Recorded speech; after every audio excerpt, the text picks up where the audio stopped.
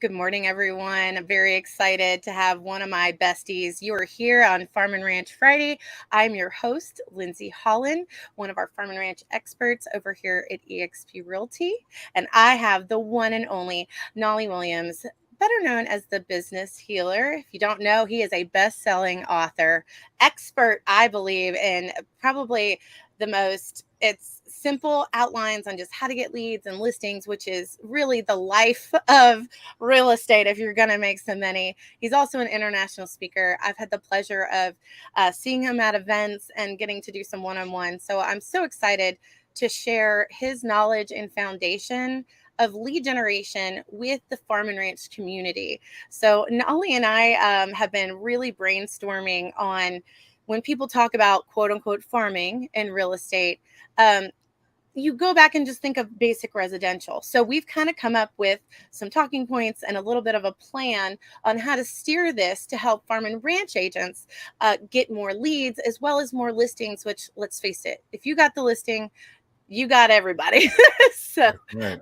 very excited to have you, Nolly. Thanks for coming back once again. This is actually a part two. For some of you that didn't know, go back.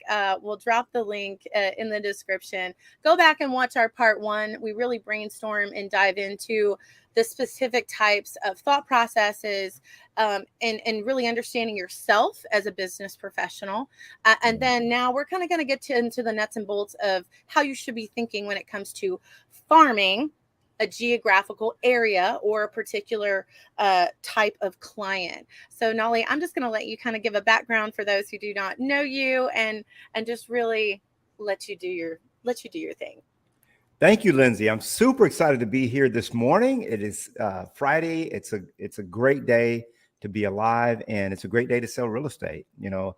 So I've been in the business. I'm a broker. I have a broker's license since 2008. I've been licensed since 2003, and I started with Remax. I was there for 5 years. Became one of the top 10 in the state of Texas for Remax residential, and then I moved over to Keller Williams. Was recruited there by Gary Keller.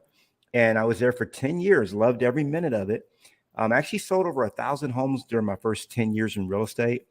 And I was set to stay where I was for life until this company with 3 letters, EXP, came into my life. And so happy that it happened because this is a once in a lifetime opportunity, no doubt about it. EXP is. And so when I learned about EXP, I made the switch here in 2019. And Lindsay, one of the things you and I've talked about is we see our agents out there. Many of them are doing very well, and many of them are struggling, and many of them are in the middle somewhere in there. And with this particular episode, what we want to encourage you to do is get back to the basics. Nobody wants to hear that. Like, what? But we're going to put a farm and ranch twist to it. So it's going to be fun. It's going to be entertaining. You're going to learn a lot. Now, in the first installment, if I can call it that, the first time we were together, we did do a lot of we didn't do a lot of tactical stuff. We did a lot of stuff that was based on mindset. But what most people don't understand is that 95%, I'm just going to say this, and then we'll move away from that into the tactics. 95% of the things that we do every single day are what we call autonomic. They're autonomic. They're subconscious. They're in the unconscious realm. So like the breath you just took, the swallow you just had, the way your foot kind of moved, all of that is completely subconscious, and that's 95% of the activities. Scientists used to say it was 88%, but the new science points to this 95%. The blood going through your veins, everything that's happening inside of you and in your mind is mostly happening in the subconscious, and only 5% of it is conscious. So how do you take the 5% that you have control over? Okay. And then how do you create more control over the subconscious so that every single thing that's happening in your daily life is going toward your success, period. And that's what we're here to talk about. And we're going to, so I don't want you to throw out make sure you listen to the first part one, and then part two kind of completes it. So with that, I'm going to bounce it back to you, Lindsey, and we can just kind of go back and forth a little bit on some of these ideas and strategies. Absolutely, because once you put these tactics in place, once you make them routine, make them more subconscious, they build. So completely get this. I'm having to revamp a few things. I did a major rebranding.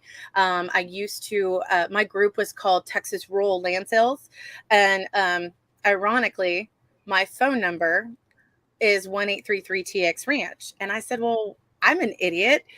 Why don't I make my real estate advertising name my phone number? So I'm rebranding as 1833 TX Ranch Real Estate Group.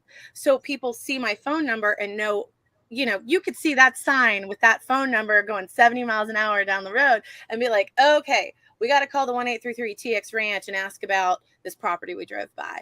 And then people that remember me or listen to these podcasts are like, oh, Lindsey's phone number is easy to remember. Give her a call. She sells ranches. So with that, I went through a whole rebranding. And I'm trying now to go back and do these foundational items. And I remind myself, I trained for the Olympics. I was an Olympic level athlete, and they even teach this at Olympic level. It takes about 21 days to form a habit. And you want to start your habits with solid foundational tools. Even Michael Jordan would go in and practice layups every day. The layup is the most basic shot in basketball. But if he could do a layup perfectly every time, 100% at 100%, that foundational skill. And I love using sports because most of us can relate to some sort of sports, in those foundational items. And I remember my it's called a pre-shot routine. So I was a competitive shooter, and so before I called for the target to come out, there was this whole process, my stance, where I would look, how I would close my gun, how I would load my gun, like just all these little things. But that set me up to be in that mindset, to be in the zone, to where the outcome was winning. The outcome was getting those things. So truly believe that we need to take a step back and really give that foundational, those basics, the value they deserve, because they may be quote unquote basics, but that's how you're going to get your basic dollar every day, is by practicing these, making them a part of your subconscious, like you said. And to do that, you have to wake up and just start that routine. So I'm really excited. And you and I talked before, I think because farm and ranch is such a niche market, we feel like tactics that work in residential don't apply to us. They do, actually. Selling is selling. I don't care if it's real estate or, you're selling steaks at the supermarket. People want to buy, they don't want to be sold. And you need to be a part of their subconscious, that internet. I joke about the internet highway. Everybody's online, and when they're online, do they see you, and what is that message? And what we're talking about today is some very basic ways for you to, plant the seed in the people in your geographical area, to where when people think about buying a ranch or selling a ranch, or let's face it, my joke is everybody in Texas either wants to buy a ranch or knows somebody that wants to buy a ranch. Like that is the Texas dream, to buy land, right? So you have to be top of mind. You have to create mind share. You have to really be the number one for that. So I think the basic tactics we're going to cover, a lot of them are even mailers. I'll tell you, our farm and ranch buyers and sellers are still very, they like the old school way of business. It's not just social media. We're going to talk a little bit, and I'll let you take the helm here, but sending out a really cool postcard.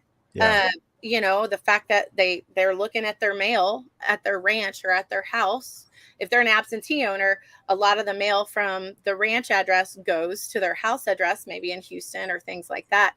So when they get that and they see this, hey, your neighbors are selling. Would you like to know what your ranch is worth in this market? When you have that call to action in that basic platform, that plants a seed, and they're a farm and ranch buyer. And then you become top of mind to where somebody says, hey, we're not selling our ranch, but there's a lady in our town where our ranch is, here's her information. And that's really what you're trying to do. It's not anything, critical, or it's not rocket science, just it's just basic. But taking that leap and making it a part of your routine, and having faith, and you and I, tweaking some of the words. So, something basic, like when we're talking about postcards. Okay, so let's just look at that. First things first, I lost my little earring. Oh, you got to get that. With it. I was like, what happened? I guess I'm moving my head too fast. So, when we were talking about basic postcard farming, well, first things first, how do you get the contact information? How do you get the addresses? And you cover the postal service. Can you talk a little bit about that geographical farming using the postal service? Yeah. At the core foundation of generating leads, you really have three buckets, especially we're talking listings here. So you have three buckets. You have your sphere of influence, you have your farm, and your niche. From those three buckets, all the listings that you need are going to come from there. Now, today we're really going to focus on the middle bucket. That's your farm. Now, we've kind of already assuming, to a degree, that your niche is pretty well defined, farm and ranch. So you got that covered. So going back into this whole farming concept, what you want to think about is how do you become the mayor, or as Lindsey says, have that TOMA, that top of mind awareness. Because when you have that, every single thing that you do, every other thing that you do in that area is going to become easier for you to do it. So going to the postcard idea or concept, bigger is better, in my opinion. Okay. So I like to do the cool thing about sending out postcards is the Postal Service has a program called EDDM, Every Door Direct Mail, and it's about 20 cents per door, okay, to send those out. And this works really well in some of the smaller, closer knit communities. When the ranches are more spread out, it may not work as well. But EDDM is fantastic. You can identify 5,000 doors within an area, and or it could be 1,000 or 500, whatever your comfort level is. And the way I've always done it, Lindsey, it never cost me any money. Okay. So my first farm was 5,000 houses. I've had smaller farms, 1,000 homes, 2,000. So let's just take 1,000 homes. So if you have 1,000 home farm, that's going to cost you about $200 to mail to all those homes. Now, what Every Door Direct Mail is it's a service that will actually send. You basically go to EDDM, you go to USPS, and actually the URL. I pulled it up earlier. It's eddm.usps.com. So you pull that up, and then you can actually put in the zip code or the area, and then you can actually with a click and put the areas that you want to be your area. You can save areas, you can save subdivisions, or parts of the community, and it essentially that becomes the doors that you mail. Now let's just take. I want to quickly break down how to do it for free, because I don't like paying for stuff. You probably don't either. It's funny, and this is a tactic that's always been out there, but Yeah. I feel like it gets overlooked. Yeah, it does. And I'm really excited you make this one of the core, like the partnerships. Obviously, partnering with your partners. In Farm and Ranch, we have specific partners. So I was going to let you talk a little bit about that. I'm really excited. Everything you bring to the table is good stuff. I'm like so ready. The reason I bring this up is because the biggest reason people say that they don't farm, number one, it takes too long, and number two, it costs a lot of money. And the idea that it takes too long is really kind of a weird idea. I mean, when you're building a business, how long do you plan to have your business? I mean, it may be a little bit of a long game strategy, but I feel like you can start getting residual from it immediately if you have the right message, the right call to action, as Lindsey said. So let's say you have 1,000 home farm, and you charge or EDDM is going to charge you 20 cents a door. That's $200. You go to Got Print, which is my favorite printer. gotprint.com. Super easy. You just go pick your postcard. They actually will mail them for you through the Every Door Direct Mail program. So that the printing of the postcard is going to be maybe $30 for 1,000, maybe less than that. And so now you're in for $230. So on the back of the postcard, you're just going to have 4 different sponsors. You charge each of them $75 to hit 1,000 homes. And it's very simple. You know, you go to a painter and say, hey, how would you like to piggyback with me to over 1,000 doors in this area? Okay. And you explain what the area is. Most of the homes are over this price range, whatever. You know, one paint job, and I always ask them and say, what do you normally charge for a paint job? Oh, well, it's whatever the number is, $3,500 for interior, whatever it is.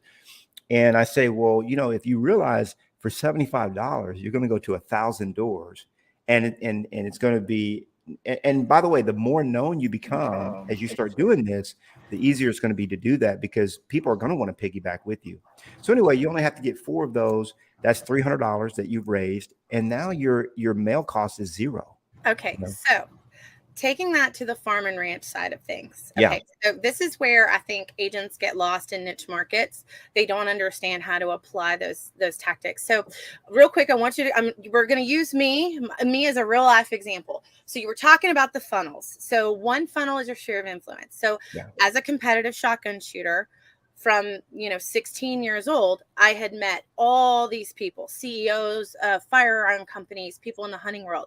So I had a database when I started real estate, about 5,000 people. And so keeping in touch with them and farming that market, not just with postcards, but also, the emails and the drip campaigns. So like you said, that is one funnel you should be consciously targeting and farming. Sure, absolutely. And then the other one you had mentioned is the actual farming. So for people, I know farming gets confusing when we say farm and ranch, but what you are doing is you're farming, you're cultivating leads out of an area. Yeah, geographic. Yeah. Geofarming, So specifically a geographical area. So for me, my geographical area is Fredericksburg, Texas, and Mason, Texas. So let's face it, like I said before, when you're in these rural communities or in your community, the community in which people see you all the time, you need to own your neighborhood. So even if you're living in a city, wherever your neighborhood is, or your targeted, neighborhood, like I said, I live in Fredericksburg, but I like selling ranches in Mason and Junction. So me taking that geographical farm area, like you said, and sending these call to action postcards. So for me, when I farm, those are my areas. And some people, like you said, we can get stuck in, okay, I'm sending it to someone's door. Well, there are people that live on the ranch, but we're going to get to how to farm the ranches. But right now I'm talking about farming your neighborhood. So, when I walk down the street in Fredericksburg, they need to know that's the ranch lady. Absolutely. Right? Absolutely. It's a small town. Just like if Mason, smaller community, all the locals there, it's like, oh, that's the ranch lady. She's got an easy phone number to remember, 1-833-TX Ranch. And then the third bucket you were talking about, your community, your network. So me being in the hunting community and the exotic wildlife world, make sure I'm nurturing all the members of the Exotic Wildlife Association. I was a former president of the Hill Country Fly Fishers organization. So I have a list of all the members there, and nurturing that same funnel. So you have people that know you, you have people that you want to know you in your community, and then people in your network that kind of do the same things that you do. So using me as a farm and ranch agent example, that is how I separate the residential and applying it to my real life scenario. So hopefully that can help some of y'all break this up. For example, say I know some farm and ranch brokers live in some very high-end communities like Cordillera or the Dominion. Well, wouldn't you want everybody to know in your country club that you sell ranches? Like, absolutely. So absolutely. Take a step back, everyone, and dig into that. Who really needs to know you and who needs to know what you do? And that's people that you probably walk by every day. So this is where that geographical farming of your own neighborhood and neighborhood we use generally in this scenario, Yeah. and go from there. For me, doing the geographical area about downtown Fredericksburg, those are all business owners, right?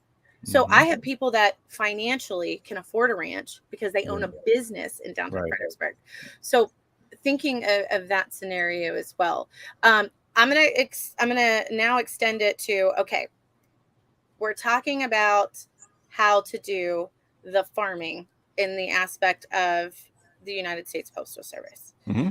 The other one that I want everybody to think back in mind is, yes, the Postal Service can pull that information, but how do we pull, say, a targeted farm of landowners? So 50, I'll tell you my little secret sauce, 50 acres or more in the county that I'm targeting. Well, where can I get that information? Well, there's two places actually, and it's super easy. You can actually go to your appraisal district and you can pay to have them pull that list of Hmm. landowners with those criterias. Um, I mean, how awesome is that? You have a hit list of everybody that owns a ranch and their mailing address. Um, the other one is our mapping tools, MapRight, which is now rebranded to Land ID. They also let you circle a geographical area in a county and you can export, those ranches. So one of my favorite ways to farm is when I do have a listing, I farm around that listing and say, hey, your neighbors are selling. Would you like to know what your ranch is worth in this market? Or if we have an open gate, I'd like to Love it. invite you to the open gate. So you've milked that listing and farmed out that little targeted market with that targeted message. So in this scenario, farm and ranch agents, you do have several ways. And the basics now plants a seed of how to expand on that.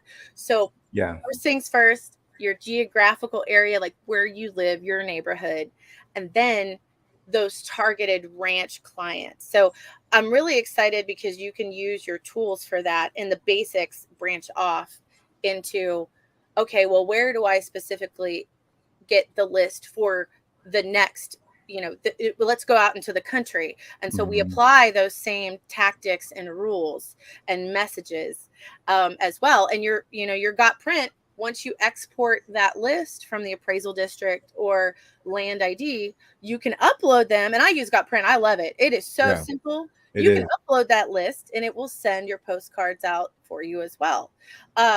Okay, now going to having it paid. Yeah. Okay, so we wouldn't specifically use a painter. Let's think, guys. Who do we use all the time in farm and ranch? Our land lenders. We have Hmm. amazing land lenders here in Texas. They would love to get their name out to be the person to lend on a farm and ranch or even refinance. Yep. Refinancing is huge right now. So, you have your capital farm credits. You have your Crockett Bank just got renamed, I believe, to Pinnacle Bank down there in Hondo. Uh, Texas Farm Credit, Heritage Bank. So pull a list of all your lenders that you use. When we're talking about this, a light bulb in my head. There is a wonderful land lender that I use in Mason County. Why wouldn't I put her familiar face on those postcards and have her assist me in paying for that marketing because she is now going to be co-branded with me? Absolutely. I mean, one of the when you think about it, um, there's so many different. My wife and I used to own 10 acres, not exactly a ranch, but we could call it a ranchette, right? And you think about the different things that we needed for that. I mean, we needed a farrier because sometimes, I mean, we didn't have a lot of livestock, but we had some. And I mean, we had a potbelly pig. There's no way we were taking that pig in for when it needed something. So we had a guy would come out and give it shots and do all the stuff. There are rain collection devices that sometimes we need that, or irrigation systems. I mean, there's so many different things. Just like you said, Lindsay, you've got to become creative. You got to think, You okay, just you what? just literally gave me a new one. Like the vet's office. There's amazing Absolutely. ag vets here in my Oh community. I yeah. didn't even think about asking them. I Oh, go through the basics of our land title companies. Um, you know, our land attorneys. I was going back like thinking, okay, my land lenders, even these people that clear cedar. Yeah, I was just thinking about clearing. We call it skid clearing back in the day. I don't know what they call it now, but they get these skids and they like there's part of the land that they might need cleared. In fact, I'm in Puerto Rico now. But I've only got an acre, but the whole bottom here needs to be cleared. And so I'm looking for a person that has one of those little devices that come in, take trees out and everything. So there's so many different kinds of services that ranchers need, people that have bigger properties need. So you just have to become, people that put up metal buildings. I mean, I remember we had a metal building on the property. We needed another one erected. I think we had 2 or 3 by the time we sold it. So people that come out and do metal buildings is another big one. I mean, there's so many different things that you could. If fence repair. I mean, okay, Fencing's a huge one. Our feed mills, yeah, feed stores. yeah, So farm and ranch agents, like this is, let's think outside the box. I mean, sure, who are the people that the clients that are getting these postcards going to want to see? yeah, Um, I just, it's not, like we joked about, it's not that hard, but I think kind of inspiring and saying, hey, let's get back to the basics. This is yeah, what's worked for me. And, like you said, you say one thing and it sparks an idea in my head. And so hopefully having, this podcast and really going back to, yes, you really need to think about how to farm, especially in this market, and think outside the box. Like I've overlooked my amazing community for a while yeah, because I stayed really busy with my sphere of influence. But at the same time, like you said, you have to have those buckets filling each other. So sure, absolutely. don't neglect one over the other. Yeah, and when you think about it, Lindsay, if you do the numerics on it, so let's say what I like to say in a residential situation, farm and ranch is going to be different, but in a residential setting, I like to see about a 7% turn in the farm that I pick. So if I have 1,000 home farm, I want to see that there's at least 70 homes a year that sell, and if my farm is now 5,000 homes. It's going to be 350 that sell within that area. Now, let's take 1,000 homes, for example, and we just look at what our goals are here. So if you have 1,000, doors, and you say, hey, I want to have there's a 7% turn. So we know that 70 of those sell every year. And you can go to tax record. There's a lot of places you can get that data. Sometimes I go to the title company and say, hey, I need data on this or whatever. So once you have that data, your goal, and my goal was always to have a 50% market share. So I knew that if there were 70 homes that sold in that subdivision that had 1,000 homes, I want to sell 35 of them. Even if I only sold 20, Lindsay, I mean, that's not bad. I mean, 20 listings to pick up, annually, it's not a bad farm to have. And let's face it, if you had 5 farms like that, you could literally have 100 listings a year. Even if you had a much smaller market share, let's say you only got 10 out of 70, and then you just had 5,000, then you still have 50 listings a year from your farming efforts, and it doesn't cost you a dime. So this is why it's so important. And not only that, not only do you get the listings, but you get that TOMA. That's irreplaceable, because you're going to get listings of people that just have seen your marketing, and they're like, oh, I want to list with Lindsay because I've seen her around. Like, Or what? even so we're just talking about one avenue, the buyer One side. avenue. That's right. The buyer side. Hey, we're looking to buy another ranch out Yeah. of this market. Can you Yeah. help us? So We heard you're the gal, you're the guy for that. I mean, it's a no brainer. exactly. Well, and the other side of it, I was thinking, they're getting this marketing, and you become the expert, and then telling their friends. And Sure. there was a thought, and I actually lost it. I'm sorry, but no, If you have a farm or ranch, you should never think about anyone else except Lindsay. Like you thank shouldn't you. even, so that's the way you want to be thinking, and you want them to be thinking that. The other thing I was thinking real quick, Lindsay, this is fun. Like, this is a game. This is what gamifies the real estate and makes it fun again. You want to start having fun again. Just imagine going into your lead generation bunker every day and saying, okay, we're going to play a game. And the game is, we're going to find some absentee owners, and we're going to do some research and we're going to get them and we're going to, and then when you start listing them, oh, it really is just very rewarding. And by the way, you don't have to spend all day on this. We're talking about 90 minutes every morning is what I usually preach, 90 minutes to 2 hours every day doing your lead generation. Okay.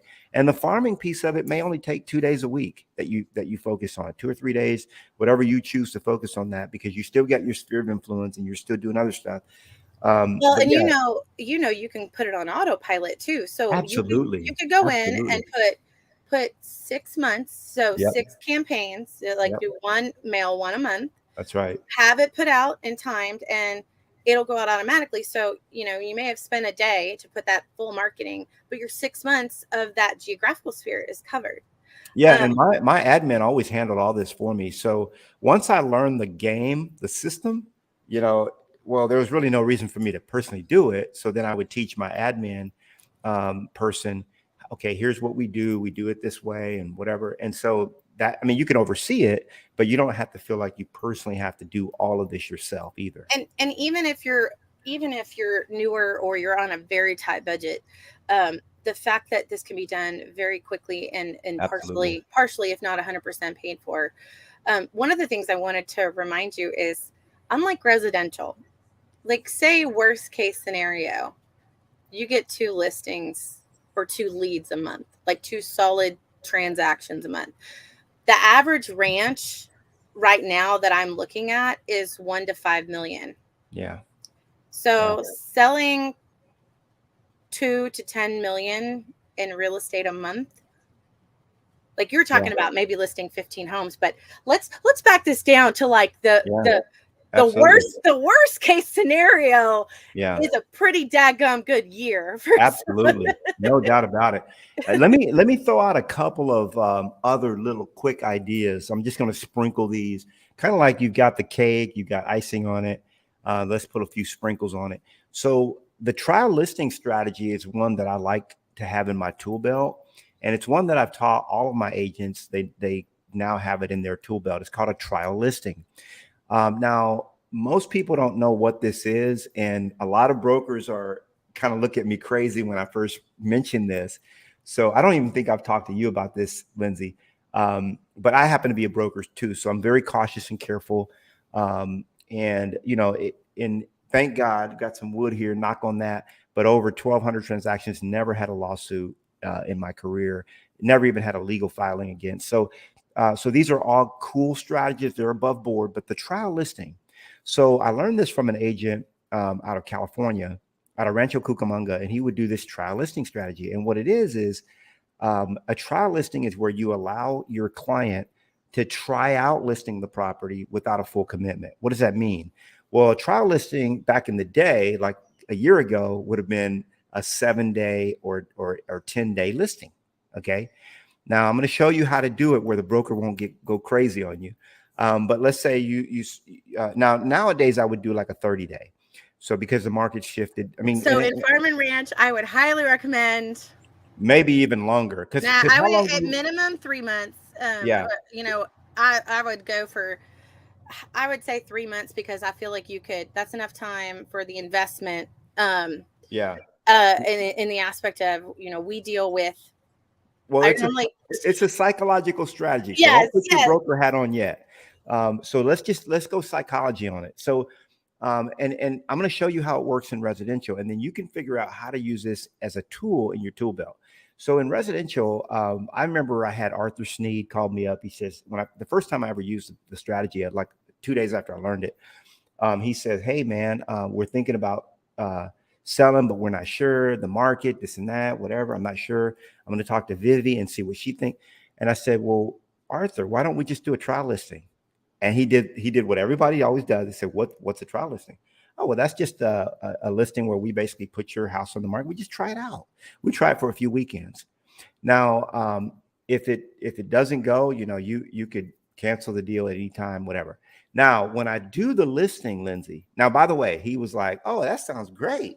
Now, I've never had somebody go into a trial listing and actually not continue with the sale, because what it does, it gives them over the hurdle of yeah, I wonder if anybody would be interested in my ranch. Well, I'll let you talk to a few people, but I don't want to list it. You can talk to people and tell them I might be interested, but I don't want to sign any paperwork. Well, why don't we just do a trial listing? See, and then now what I always do is I do a 6-month listing or a year, whatever it is appropriate. And I just say seller may terminate this listing at any time after 3 months or 2 months or whatever the trial is that you're giving them. They've never terminated. So every trial listing I've ever Great had. strategy, man. Yeah, the reason is because once they're in flow, they don't even think about pulling off the market. Like you've already taken pictures, you've done this, and they're in the deal. So and we already know, Lindsey, that technically, I mean, they can't cancel without our permission. But if we've got an irate seller, we're probably gonna distance We're not going to want to work with them anyway. Yeah. So I just say seller may terminate this listing at any time after 60 days or whatever that trial is, but you still have a full listing agreement. Okay. Because you don't have to go back and get it re-signed or anything. Absolutely. And honestly, as we know in the state of Texas, listing agreements can be terminated by any party at any time. You're just basically highlighting.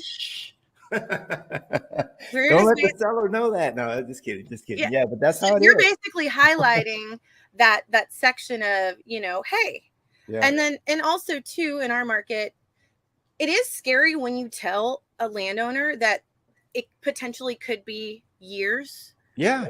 Depending on how specific the ranch is, because some of these ranches are very, very specific. Absolutely. Like there's one person out there and we have to contact the whole world to find them. I've seen a ranch take 5 years to find the right client for the right price. Yeah. And that's scary to commit to somebody for that long. So love the fact that this gets them over the hurdle of, oh, I'm committed to you for a year. You're like, hey, you know what? Let's just try it on, see how you like it, see how it fits. They get a chance to know you a little better. Yeah. Absolutely love it. And you still have a 1-year listing. Okay. Yes. And then, and it's interesting, Lindsey, because a lot of times, even if the sale's not going well, they're like, well, Knolly, you put in so much work. Let's just keep it on the market. Well, no problem. I don't mind keeping it in inventory. I'll go ahead and do that for you. Just because I like you so much, I'll do that for you. We'll go ahead and keep it listed. Most of the time, they don't even think about the time when the trial's up. They just continue with the listing. Well, go ahead. And then here's the other side of it. So I have to remind people, you just don't have one deal. Now you can milk the listing. That's right. You can send those postcards and farm those neighbors. Yeah. Do what we call an open gate. And if you guys missed that, open gates, open ranches are like open houses. And we don't leave the gate open, so to speak, but it's open to neighbors and other brokers to come look. And so now you have a new targeted market and it piques their interest. Hey, a neighbor might want to buy that place. But now you've put that group is now a part of your marketing. So you've just built your list of people this much more. So it's like, okay, now we've added this geographical area. Well, the next listing you have that geographical area. Absolutely. Say you sell, the neighbor wants to be a buyer and you buy another ranch somewhere else. You take a picture with them, send it out to the neighborhood and say, represented your neighbor in this transaction. So you just keep on funneling the mind share of you being the expert. That's amazing.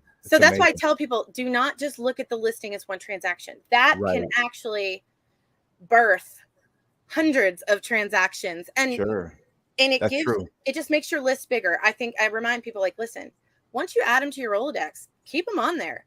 Keep them in the know. Like, hey, so they can see, look at this girl. She listed something in this county, or, she's doing a seminar. Like we're going to be doing a big farm and ranch seminar here soon. And you make yourself the expert in that field. So people that own ranches know people. So that's so good to point that out. They know, like I say, the Texas dream is to own a ranch. And if they don't want to buy a ranch, they know somebody in Texas who does. Oh, yeah. You get a lot of friends when you have a ranch. I tell you that. Yeah, you do got a lot of friends when you have a ranch. So, do we have time to share a couple more strategies or how are we looking? Absolutely. Okay. We have it. Honestly, we got about 20 more minutes if you want to take it. If not, let me sprinkle a few more. So, and I'm just going to go through these quick just to get your wheels turning. Pre-NODs is another really, really big potential strategy. to think about.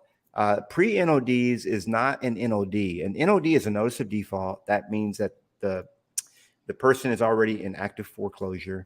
And in Texas, there's they have to get the 21-day letter, which they can usually will get after 90 days. Most banks don't want ranches back. So, but there are many ranchers that have missed payments. A pre-NOD means that they've only missed one mortgage payment, only one. And it flags up on their credit report. Well, there are companies that will sell that data, that information.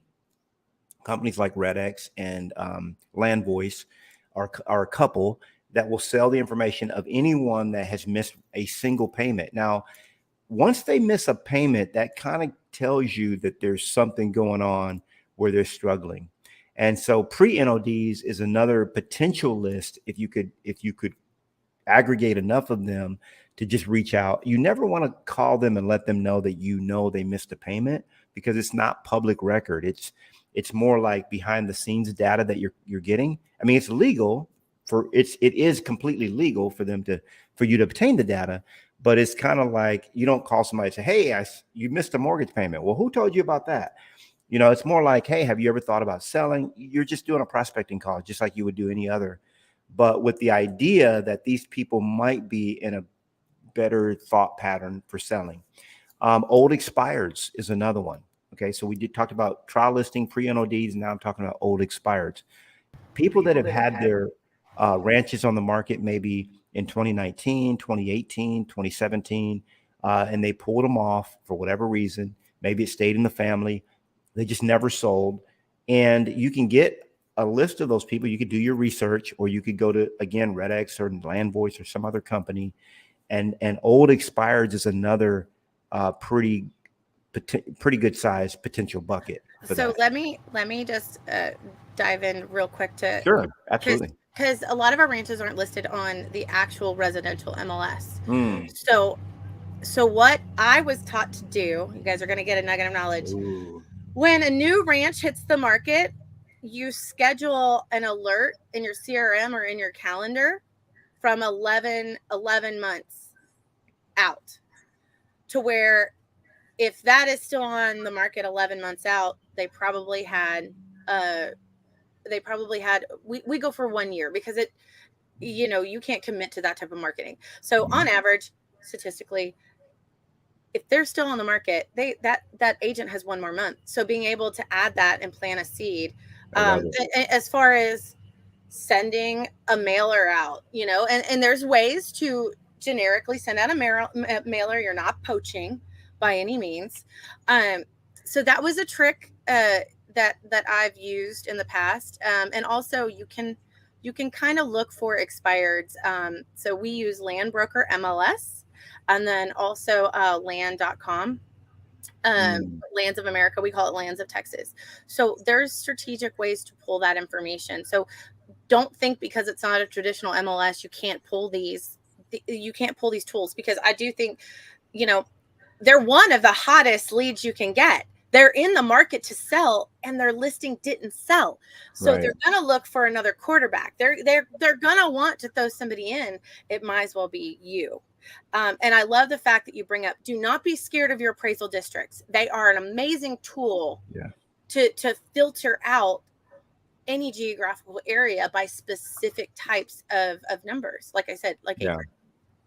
Yeah, and even like you said, by like even the absentee. Another one with the appraisal district is the over 65. So if they have that, I mean, and this is might get a little touchy, but if they have an over 65 exemption, and that's true, that's still the same, right? For farm and ranch, there's still the same. Yeah, so they have their homestead, and then over 65. So you won't believe how many ranch listings I've gotten that the wife has said, my husband doesn't need to be riding the tractor or climbing a tree anymore. We need to downsize. Or being on that ladder. I don't want him on that ladder anymore. Right? Yeah. He doesn't need to be in the hayloft. You won't believe how many individuals will tell me that. Or, hey, you know what? We talk to our grandkids. They don't want our ranch. We want to buy an RV and travel the rest of our life. So, that's another very targeted market, especially if they're living on the ranch. There's a homestead and it does have that over 65 exemption. Yeah. They're thinking about what to do with that item in their portfolio. And more often than not, we are seeing that the kids live in a big city. They Yeah. don't have the means. They weren't raised in agriculture and they don't have that ability. So yes, that's a great. Maybe they've only been to the farm like 4 times in the last 10 years, or whatever it is. You're right. And probate is another one not to miss, because I mean, they're not, the over 65. And I mean, obviously that's still young. Okay.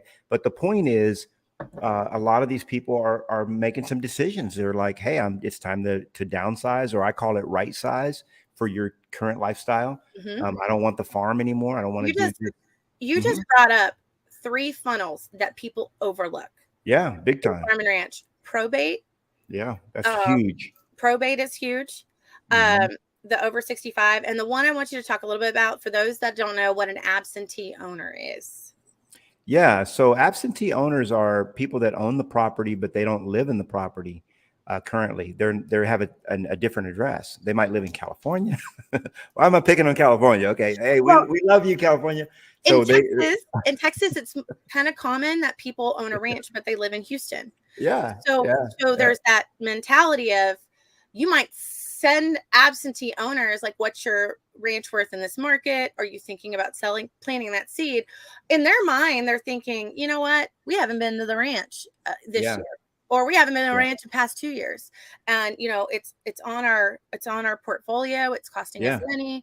that's Um, exactly right. the You're kids talking my don't. language. Yeah. So the reason we target absentee owners, this Yeah, concept is, they're not there every day using it. So there is a high likelihood they may want to look at selling it and moving that money to a different lifestyle, which then you roll into 1031 exchanges. And so, hey, they're selling their yeah, ranch and they're going to buy something else. So then you help them buy something else with that 1031 exchange. yeah, Or you refer, like, the last 1031 I had, they wanted to sell the ranch and buy a beach house. Well, I yeah. knew some agents down in the area they were purchasing, and I was able to get the referral business on top of the ranch sale. I Um, love it. so thinking big picture, guys, on these little markets that are out there that you can start sending your message to, and it does produce, and it produces solid leads. You just have to wake up every day and make it a part of your subconscious routine, but you got to start today. You didn't plant a tree 10 Yeah. years ago. We got to plant it today. Yeah, and these absentee owners are so easy to talk to. It's like, hey, Lindsey, this is Knolly Williams calling. I happen to be the farm and ranch expert in the area where you have a ranch here in such and such a whatever area. And I noticed we've got a lot of people looking for properties in this area. I've worked with a lot of people in the past, and I've helped a lot of the owners in this area. Is your property at 123 Hickory, is that still a significant piece of your portfolio, part of your portfolio right now in this market? Or have you ever thought about what that might even be worth in today's market? Are you even a little curious about it? And a lot of just having a conversation like that, they'll say, well, I have been thinking about, okay, there's an opening right there. Okay. Well, what would you do? I mean, what's your long-term strategy for this property? You just start talking to them. Hey, you probably already know, Lindsey, that I'm the area expert. You probably seen now they may not have seen it or anything. Maybe you've never even sent a postcard out, or you haven't even started that. But Lindsey, you probably already know that I'm the neighborhood specialist. You've probably seen some of my marketing. And what I'm wondering is, boom, you put them right in there. And so that's the way I like to have. And see, you're playing a game. You're having fun, right, Lindsey? Well, if you and Nolly, Yeah, it's not a big a commitment today that yeah, it used to be. We'll be that's happy right. to put you on a trial listing, Yeah, where we have it listed for a few months. You can yeah, terminate at any time yeah, after that 90 days, but you can see maybe what the interest is. yeah. You like Because how I did that? You I like love it. I love it. And they'll say things like, "Well, I don't know. I'm not. I really don't want to list it with an agent. I don't want an exclusive deal." I get that you don't want to go exclusive. Have you ever considered doing a trial listing? They say, "Well, what's that?" Boom! Now I got the hook in them. I'm gonna start reeling them in a little bit, and it may not be on that conversation. It might be on, well, who else do you know in the neighborhood there or in that area that owns a ranch? Have you talked to anyone else that's thinking about readjusting their portfolio?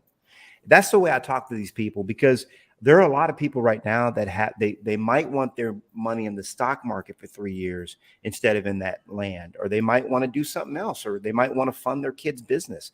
We don't know what they want. And Well, the so, other thing too, that the other spin on it is, you know what? We're actually thinking about expanding. That ranch is too small for us and all of our family. Could you help us find something else in the market, sell yeah, that one, and let's upgrade? So absolutely. the opportunities are endless once you plant the seed that you are the expert. Man, I That can't. brings up another point real quick. Off the market listings. Okay, this is a whole nother, I don't even talk about that. I don't even really teach this. But off the market listings is, as you start to play the game, the lead generation game every day, and you start to get pretty soon, within a month, you're going to have a list of 3 or 4 people that are scratching their head. They're thinking about selling, but they're not ready to pull the trigger. That's an off the market listing. We call them pocket listings It's a in the ranch, pocket listing. in the That's ranch it. world. That's So, it. so yes, this is huge because Yeah, also too in rural communities, some people don't want their neighbors to know what they're doing, so they don't absolutely. want it on the internets. Yeah. Okay. Yeah. Yeah. Yeah. So that's another huge source. And, quite frankly, when you're talking to people and they say, hey, well, um, you know, uh, we've been thinking about this, or we've been thinking about, well, I've got a list of 6. By the way, there's a lady that I know that does this. She sells churches, but all the churches that she sells are pocket listings. They're off the market, because nobody they do not want to assign in the front. They don't even want their congregants to know that they're selling the church, right?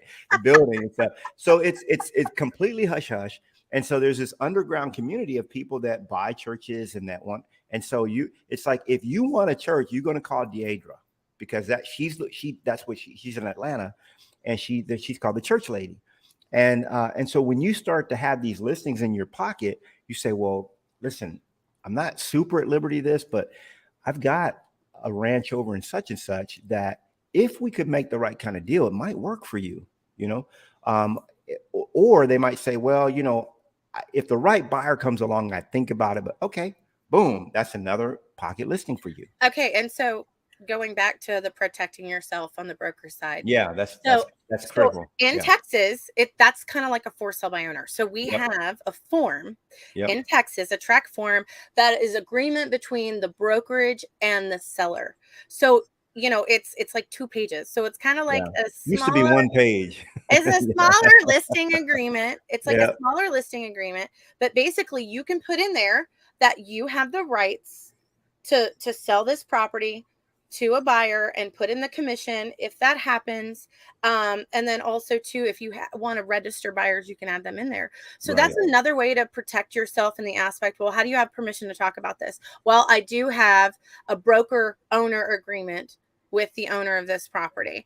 And Yeah. by the way, he did agree, since you have a real estate agent on your side, I could represent him for a certain percentage and you could represent you. So we have documentation to cover that. Without, some of those pocket listings, they don't want to sign a listing agreement, but that's another way to kind of have it in writing that, you know what, I brought you someone, here's what we agreed to. Yeah. Yeah. So that to Yeah. me is super cool. And let's face it. So when you're talking about, the temporary listing, if they are just like, I'm not sure, I just want my ranch out there. Well, you know what? Can I have your permission to carry it as a pocket listing? And if I run into a buyer or somebody that has an agent that has a buyer looking for the specific type of ranch, Mm-hmm. do I have your blessing in writing to present them to you to possibly sell it? Yeah. Um, Yeah. Yeah. Hey, I was just texting. I have another meeting right now, so I was just texting the guy. What time is it? Okay. Yeah, we're good. So, but I mean, these are all such great strategies, Lindsey. Divorce is another one. Okay. They're and that's a you whole nother. sounded excited. I'll tell you, I've done a few. You that's a better you that's a better whole have your nother. therapy hat on for that That's, one. I'm just gonna throw that out for again, y'all. that's a Some whole people nother animal. some Yeah. people are gifted with that type of relationship and situation and emotion. Other people are not. Right. So, but Right. what we're trying to let you guys know is there are so many targeted markets that you can farm that are going to produce results. Right. And they're going to continue to produce results. You just have to wake up, practice that layup, get out there, practice that pre-shot routine, and start small. But it's obtainable. It's financially obtainable. And this is the basic. This works. That's why people are still doing it. Absolutely. Knolly, I cannot begin to thank you for sharing your nuggets of knowledge. Everyone, I want to let you know, we talked and covered a lot of different items and mentioned a lot of different links, as well as Knolly is sharing some of his books for free, his links. Like I said, he's a best-selling author. These little nuggets of knowledge are out there for all of us, and he's sharing that. So in the description, you can go back and pull this up on YouTube, and we're going to have all those links and information in there for you. And if you have any questions, please feel free to reach out to me or Knolly. You can schedule an appointment, obviously, call the office at 1-833-TX-RANCH.